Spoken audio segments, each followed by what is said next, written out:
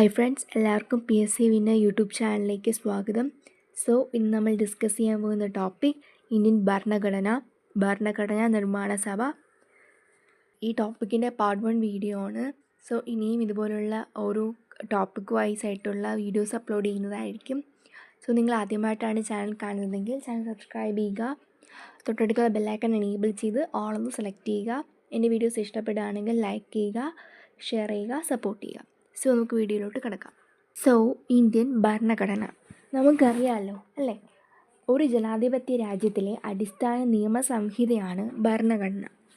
ഭരണഘടനകളെ നമ്മൾ ലിഖിത ഭരണഘടനയെന്നും അലിഖിത ഭരണഘടനയെന്നും രണ്ടായിട്ട് തരംതിരിക്കും. അതായത് റിട്ടൺ കോൺസ്റ്റിറ്റ്യൂഷനും നോൺ റിട്ടൺ കോൺസ്റ്റിറ്റ്യൂഷനും. ലിഖിത ഭരണഘടനകളിൽ ഏറ്റവും ബൃഹത്തായ ഭരണഘടനയാണ് ഇന്ത്യൻ ഭരണഘടന.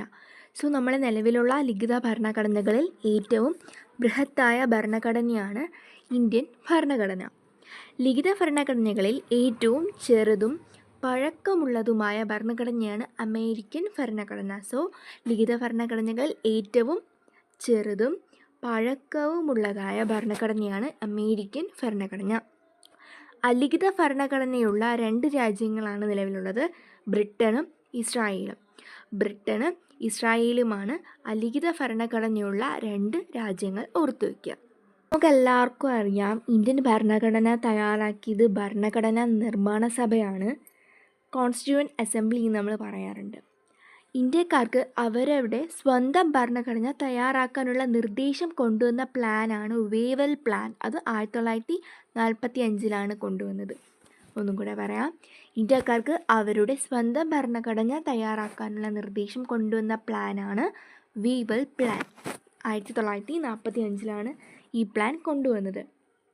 ഭരണഘടനാ നിർമ്മാണ സഭ രൂപീകൃതമായത് ക്യാബിനറ്റ് മിഷൻ്റെ അടിസ്ഥാനത്തിലാണ്. ക്യാബിനറ്റ് മിഷൻ്റെ അടിസ്ഥാനത്തിലാണ് ഇന്ത്യൻ ഭരണഘടന നിലവിൽ വന്നത് അല്ലെങ്കിൽ രൂപീകൃതമായത്. ക്യാബിനറ്റ് മിഷൻ ഇന്ത്യയിലെത്തിയത് 1946 മാർച്ച് 24 1946 മാർച്ച് 24 ക്യാബിനറ്റ് മിഷൻ ഇന്ത്യയിൽ എത്തിയത്. ക്യാബിനറ്റ് മിഷൻ പ്ലാൻ പ്രസിദ്ധപ്പെടുത്തിയത് 1946 മെയ് 16. സെയിം ഇയർ ആണ് ക്യാബിനറ്റ് മിഷൻ ഇന്ത്യയിലെത്തിയത്. 1946 മാർച്ച് 24 ആണെങ്കിൽ ക്യാബിനറ്റ് മിഷൻ പ്ലാൻ പ്രസിദ്ധപ്പെടുത്തിയത് 1946 മെയ് 16 ക്യാബിനറ്റ് മിഷൻ പ്ലാൻ പ്രസിദ്ധപ്പെടുത്തിയത്. ക്യാബിനറ്റ് മിഷനിൽ 3 അംഗങ്ങളാണ് ഉണ്ടായിരുന്നത്. അതിൽ 3 പേരുണ്ട്. ആരൊക്കെയാണ് നമുക്ക് നോക്കാം. ഒന്നാമത്തെ ആളാണ് പെഡ്വിക് ലോറൻസ്. പെഡ്വിക് ലോറൻസ് ആണ് ക്യാബിനറ്റ് മിഷനിൽ അംഗമായിട്ടുള്ള ഒരാൾ. അദ്ദേഹം ചെയർമാനായിരുന്നു, ക്യാബിനറ്റ് മിഷൻ്റെ ചെയർമാനായിരുന്നു പെഡ്വിക് ലോറൻസ്. രണ്ടാമത്തെ ആളാണ് സ്റ്റാഫോർഡ് ക്രിപ്സ്. മൂന്നാമത്തെ ആളാണ് A.V. അലക്സാണ്ടർ. ക്യാബിനറ്റ് മിഷനിൽ ഉണ്ടായിരുന്ന 3 അംഗങ്ങളായിരുന്നു പെഡ്വിക് ലോറൻസ്, അദ്ദേഹം ചെയർമാനായിരുന്നു, Stafford Cripps and A.V. Alexander. ഈ 3 പേരുടെയും പേര് ഓർത്തു വയ്ക്കാൻ ശ്രമിക്കാം. ക്യാബിനറ്റ് മിഷൻ ഇന്ത്യയിലെത്തിയപ്പോഴുള്ള വൈസ്രോയിയാണ് വേവൽ പ്രഭു. വേവൽ പ്രഭു ആണ് ക്യാബിനറ്റ് മിഷൻ ഇന്ത്യയിലെത്തിയപ്പോൾ ഉണ്ടായിരുന്ന വൈസ്രോയി.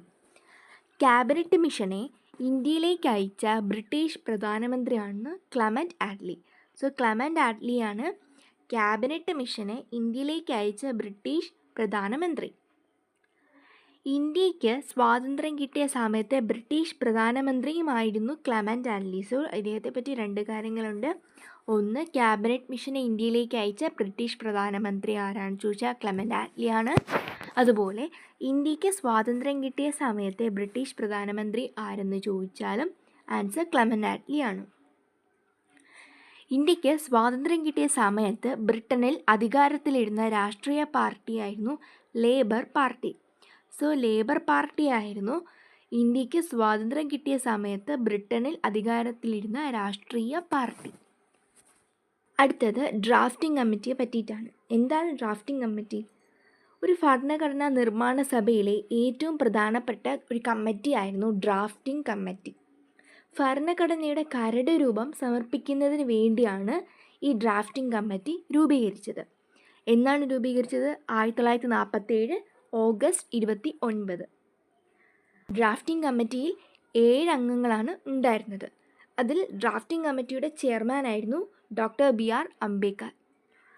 ഈ ഡ്രാഫ്റ്റിംഗ് കമ്മിറ്റിയിലെ അംഗങ്ങളെ നമുക്കൊന്ന് നോക്കാം. ഒന്നാമത്തെ ആൾ BR അംബേദ്കറാണ്. KM Munshi, Muhammad Saadulla, Alladi Krishnaswami Ayyar, N Gopalaswami Ayyangar, DP Khaitan, BL Khitar. So ഇത്രയും പേരാണ് ഡ്രാഫ്റ്റിംഗ് കമ്മിറ്റിയിൽ അംഗങ്ങളായിരുന്നത്. ഇതിൽ കെയ്ത്താറിനു പകരം TT കൃഷ്ണമാചാരിയും മിത്തറിനു പകരം N മാധവറാവുവും പിന്നീട് ഡ്രാഫ്റ്റിംഗ് കമ്മിറ്റിയിൽ അംഗങ്ങളായി. ഒന്ന് ഓർത്ത് വയ്ക്കുക. ഇന്ത്യക്ക് ഒരു ഭരണഘടന എന്ന ആശയം ആദ്യമായി മുന്നോട്ട് വെച്ച ഇന്ത്യക്കാരനാണ് MN റോയ്. MN റോയിയാണ് ഇന്ത്യക്ക് ഒരു ഭരണഘടന വേണമെന്ന് ആശയം ആദ്യമായി മുന്നോട്ട് വെച്ച ഇന്ത്യക്കാരൻ MN റോയ്. ഭരണഘടനാ നിർമ്മാണ സഭ രൂപീകരിക്കണമെന്ന ആശയം മുന്നോട്ട് വെച്ച ആദ്യ രാഷ്ട്രീയ പാർട്ടി സ്വരാജ് പാർട്ടി. സോ ഭരണഘടനാ നിർമ്മാണ സഭ രൂപീകരിക്കണമെന്ന് ആശയം മുന്നോട്ട് വെച്ച ആദ്യ രാഷ്ട്രീയ പാർട്ടിയാണ് Swaraj party.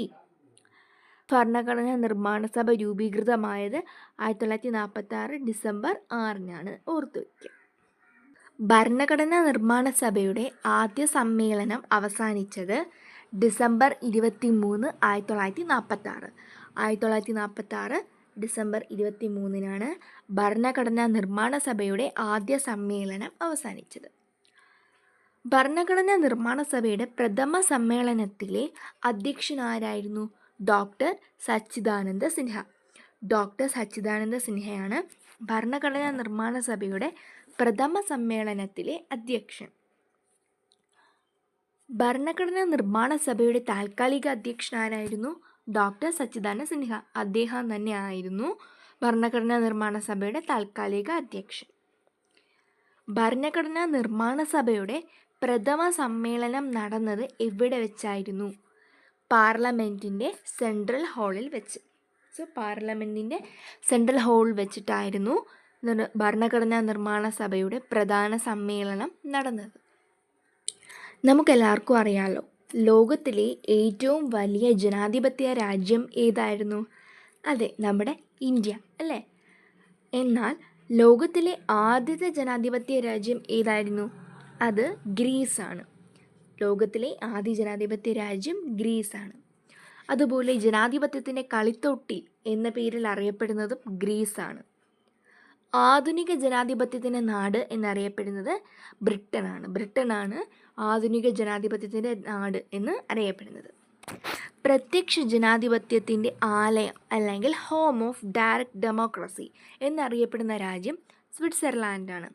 സ്വിറ്റ്സർലാൻഡാണ് home of direct democracy അല്ലെങ്കിൽ പ്രത്യക്ഷ ജനാധിപത്യത്തിൻ്റെ ആലയം എന്ന് അറിയപ്പെടുന്ന രാജ്യം.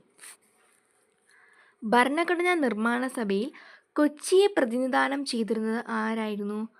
മനംപിള്ളി ഗോവിന്ദ മേനോൻ. മനംപിള്ളി ഗോവിന്ദ മേനോനാണ് ഭരണഘടനാ നിർമ്മാണ സഭയിൽ കൊച്ചിയെ പ്രതിനിധാനം ചെയ്തിരുന്നത്. ഭരണഘടനാ നിർമ്മാണ സഭയെ ആദ്യമായി അഭിസംബോധന ചെയ്തത് JB കൃപലാനിയാണ്. JB കൃപലാനിയാണ് ഭരണഘടനാ നിർമ്മാണ സഭയെ ആദ്യമായി അഭിസംബോധന ചെയ്തത്. ഭരണഘടനാ നിർമ്മാണ സഭയുടെ ഉപാധ്യക്ഷനാരായിരുന്നു? HC മുഖർജി. HC മുഖർജി ആയിരുന്നു ഭരണഘടനാ നിർമ്മാണ സഭയുടെ ഉപാധ്യക്ഷൻ. ഭരണഘടനാ നിർമ്മാണ സഭയുടെ ഉപദേശകനായിരുന്നത് ആരായിരുന്നു? BN റാവു. BN റാവു ആയിരുന്നു ഭരണഘടനാ നിർമ്മാണ സഭയുടെ ഉപദേശകൻ. ഭരണഘടനയെന്ന ആശയം ഉദയം ചെയ്തത് അമേരിക്കയിൽ വെച്ചിട്ട് ആയിരുന്നു. അമേരിക്കയിൽ വെച്ചിട്ടാണ് ഭരണഘടനയെന്ന ആശയം ഉദയം ചെയ്തത്. അമേരിക്കയിൽ ഭരണഘടന നിലവിൽ വന്നത് എന്നായിരുന്നു? 1789. 1789 അമേരിക്കയിൽ ഭരണഘടന നിലവിൽ വന്നത്. അമേരിക്കൻ ഭരണഘടനയുടെ പിതാവെന്നറിയപ്പെടുന്നത് ആരായിരുന്നു? James Madison. ജെയിംസ് മാഡിസൺ ആണ് അമേരിക്കൻ ഭരണഘടനയുടെ പിതാവെന്ന് അറിയപ്പെടുന്നത്. ഭരണഘടനാ നിർമ്മാണ സഭയിലെ വനിതകളുടെ എണ്ണം 17 ആണ്. 17 വനിതകളായിരുന്നു ഭരണഘടനാ നിർമ്മാണ സഭയിൽ ഉണ്ടായിരുന്നത്. അതിൽ 3 വനിതകൾ ആരായിരുന്നു? നമ്മുടെ മലയാളികളായിരുന്നു കേട്ടോ. ആരൊക്കെയാണെന്ന് നോക്കാം. ഒന്ന് ആനി മസ്ക്രീൻ. ഒന്നാമത്തെ ആളാണ് ആനി മസ്ക്രീൻ.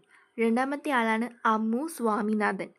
മൂന്നാമത്തെ ആളാണ് ദാക്ഷായണി വേലായുധൻ. സോ ആനി മസ്ക്രീൻ, അമ്മു സ്വാമിനാഥൻ, ദാക്ഷായണി വേലായുധൻ, ഈ 3 പേരുമായിരുന്നു ഭരണഘടനാ നിർമ്മാണ സഭയിലെ 3 മലയാള വനിതകൾ. ടോട്ടൽ 17 പേരാണ്. അതിൽ 3 പേരും നമ്മുടെ മലയാളി വനിതകളായിരുന്നു. ഇന്ത്യയിൽ പ്രീ ഡിഗ്രി പാസ്സായ ആദ്യ SC/ST വനിതയായിരുന്നു ദാക്ഷായണി വേലായുധൻ. സോ ദാക്ഷായണി വേലായുധനാണ് ഇന്ത്യയിൽ ആദ്യമായിട്ട് പ്രീ ഡിഗ്രി പാസ്സായ ആദ്യ SC/ST വനിത. ഭരണഘടനാ നിർമ്മാണ സഭ ദേശീയ പതാകയെ അംഗീകരിച്ചത് 1947 ജൂലൈ 22. അന്നാണ് ഭരണഘടനാ നിർമ്മാണ സഭ ദേശീയ പതാകയെ അംഗീകരിച്ച ദിവസം. ഭരണഘടനാ നിർമ്മാണ സഭ ദേശീയ ഗാനത്തെ അംഗീകരിച്ചതെന്നാണ് 1950 ജനുവരി 24. അന്ന് തന്നെയാണ് ഭരണഘടനാ നിർമ്മാണ സഭ ദേശീയ ഗീതത്തെയും അംഗീകരിച്ചത് 1950 ജനുവരി 24. സോ ഇത് രണ്ടും സെയിം ആണ്. 1950 ജനുവരി 24 ഭരണഘടനാ നിർമ്മാണ സഭ ദേശീയ ഗാനത്തെയും ദേശീയ ഗീതത്തെയും അംഗീകരിച്ചത്. എന്നാൽ ഭരണഘടനാ നിർമ്മാണ സഭ ദേശീയ പതാകയെ അംഗീകരിച്ചത് 1947 ജൂലൈ 22. അടുത്ത് നോക്കാം. ഇന്ത്യൻ ഭരണഘടനയുടെ ആമുഖത്തിൻ്റെ ശില്പി ആരാണ്? എല്ലാവർക്കും അറിയാവുന്ന കാര്യമാണ് അല്ലേ? ജവഹർലാൽ നെഹ്റു. ജവഹർലാൽ നെഹ്റു ആണ് ഇന്ത്യൻ ഭരണഘടനയുടെ ആമുഖത്തിൻ്റെ ശില്പി. ജവഹർലാൽ നെഹ്റു ലക്ഷ്യപ്രമേയം അവതരിപ്പിച്ചത് എന്നാണ്? 1946 ഡിസംബർ 13. അതായത് ഇന്ത്യൻ ഭരണഘടനയുടെ ആമുഖത്തിൻ്റെ ശില്പിയാണ് ജവഹർലാൽ നെഹ്റു. ഈ ജവഹർലാൽ നെഹ്റു അവതരിപ്പിച്ച ലക്ഷ്യപ്രമേയം അല്ലെങ്കിൽ ഒബ്ജക്റ്റീവ് റെസല്യൂഷനാണ് ഭരണഘടനയുടെ ആമുഖമായി മാറിയത്. ജവഹർലാൽ നെഹ്റു ലക്ഷ്യപ്രമേയം അവതരിപ്പിച്ചത് 1946 ഡിസംബർ 13. ഏത് രാജ്യത്തിന് നിന്നാണ് ഇന്ത്യ ആമുഖം കടം കൊണ്ടിരുന്നത്? USA നിന്നാണ് ഇന്ത്യ ആമുഖം കടം കൊണ്ടിരുന്നത്. ആമുഖത്തിൻ്റെ ഭേദഗതി വരുത്തിയ വർഷം എന്നായിരുന്നു? 1976. അതിൽ 42 ഭേദഗതിയിലാണ് മാറ്റം വരുത്തിയിരുന്നത്. ഇന്ത്യൻ ഭരണഘടനയുടെ മനസാക്ഷി എന്നറിയപ്പെടുന്നതും ആമുഖം പ്രിയാമ്പിളാണ്. അതുപോലെ ഭരണഘടനയുടെ താക്കോൽ, ആത്മാവ്, തിരിച്ചറിയൽ കാർഡ് എന്നിങ്ങനെ വിശേഷിപ്പിക്കുന്നതും ആമുഖത്തെയാണ്. ഭരണഘടനയുടെ ആമുഖത്തെയാണ് താക്കോൽ, ആത്മാവ്, തിരിച്ചറിയൽ കാർഡ് എന്നിങ്ങനെ വിശേഷിപ്പിച്ചിരിക്കുന്നത്. അതുപോലെ ആമുഖം ആരംഭിക്കുന്നത് നാം ഭാരതത്തിലെ ജനങ്ങൾ, we the people of India എന്ന് തുടങ്ങിയിട്ടുള്ള വാക്കുകളിൽ നിന്നാണ്. ആമുഖം അനുസരിച്ച് ഇന്ത്യ ഒരു പരമാധികാര സോഷ്യലിസ്റ്റ് മതേതര ജനാധിപത്യ റിപ്പബ്ലിക്കാണ്. നമുക്കത് കേട്ടുപരിചയമുള്ള കാര്യമാണ്. ആമുഖത്തിൽ ഒരു പ്രാവശ്യം മാത്രമേ ഭേദഗതി വരുത്തിയിട്ടുള്ളൂ. അതാണ് 1976 42 ഭേദഗതിയിലായിരുന്നു വ്യത്യാസം വരുത്തിയിരുന്നത്. ഓക്കെ. ചെറുഭരണഘടന അഥവാ മിനി കോൺസ്റ്റിറ്റ്യൂഷൻ എന്നറിയപ്പെടുന്ന ഭരണഘടനാ ഭേദഗതിയായിരുന്നു 42 ഭരണഘടനാ ഭേദഗതി. ഈ 42 ഭേദഗതി വഴിയായി ആമുഖത്തിൽ കൂട്ടിച്ചേർത്ത വാക്കുകളാണ് സോഷ്യലിസ്റ്റ്, മതേതരത്വം, അവിഭാജ്യത. ഈ 3 വാക്കുകളായിരുന്നു 42 ഭേദഗതി വഴിയായി ആമുഖത്തിൽ കൂട്ടിച്ചേർത്ത വാക്കുകൾ.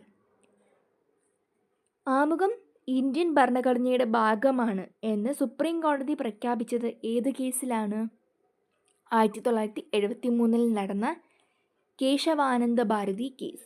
കേശവാനന്ദ ഭാരതി കേസിലായിരുന്നു ആമുഖം ഇന്ത്യൻ ഭരണഘടനയുടെ ഭാഗമാണെന്ന് സുപ്രീം കോടതി പ്രഖ്യാപിച്ച കേസ്.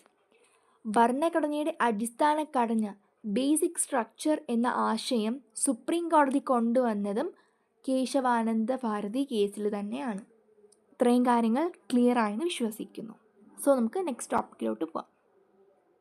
ഇന്ത്യയുടെ രാഷ്ട്രീയ ജാതകം എന്ന് ആമുഖത്തെ വിശേഷിപ്പിച്ചത് ആരാണ്?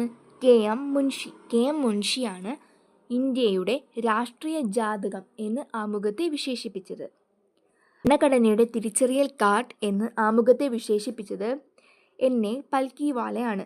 NA പൽക്കിവാലയാണ് ഭരണഘടനയുടെ തിരിച്ചറിയൽ കാർഡ് എന്ന ആമുഖത്തെ വിശേഷിപ്പിച്ചത്. ഭരണഘടനയുടെ താക്കോൽ എന്ന് ആമുഖത്തെ വിശേഷിപ്പിച്ചത് ഏണസ്റ്റ് ബാർക്കറാണ്. ഭരണഘടനയുടെ താക്കോൽ എന്ന ആമുഖത്തെ വിശേഷിപ്പിച്ചത്. ഭരണഘടനയുടെ ഹൃദയവും ആത്മാവും എന്ന് ആമുഖത്തെ വിശേഷിപ്പിച്ചത് ആരായിരുന്നു? താക്കൂർദാസ് ഭാർഗവാണ് ഭരണഘടനയുടെ ഹൃദയവും ആത്മാവും എന്ന ആമുഖത്തെ വിശേഷിപ്പിച്ചത്. ഭരണഘടനയുടെ താക്കോൽ, ആത്മാവ് എന്നിങ്ങനെ വിശേഷിപ്പിച്ചത് ജവഹർലാൽ നെഹ്റു ആണ്. ഇന്ത്യൻ ഭരണഘടന സ്വീകരിക്കപ്പെട്ടത് 1949 നവംബർ 26-നാണ്. 1949 നവംബർ 26-നാണ് ഇന്ത്യൻ ഭരണഘടന സ്വീകരിക്കപ്പെട്ടത്. ഇന്ത്യൻ ഭരണഘടന നിലവിൽ വന്നത് എന്നാണ്? 1950 ജനുവരി 26. 1950 ജനുവരി 26-നാണ് ഇന്ത്യൻ ഭരണഘടന നിലവിലായത്. ഇന്ത്യ റിപ്പബ്ലിക് ആയതും 1950 ജനുവരി 26-നാണ്. ഭരണഘടനയുടെ കവർ പേജ് തയ്യാറാക്കിയത് ആരാണ്? നന്ദലാൽ ബോസാണ് ഭരണഘടനയുടെ കവർ പേജ് തയ്യാറാക്കിയത്. ഓർത്തു വയ്ക്കുക. ദേശീയ ഭരണഘടനാ ദിനമായി ആചരിക്കുന്നത് നവംബർ 26-ആണ്. ദേശീയ ഭരണഘടനാ ദിനമായി ആചരിക്കുന്നത് നവംബർ 26-നാണ്.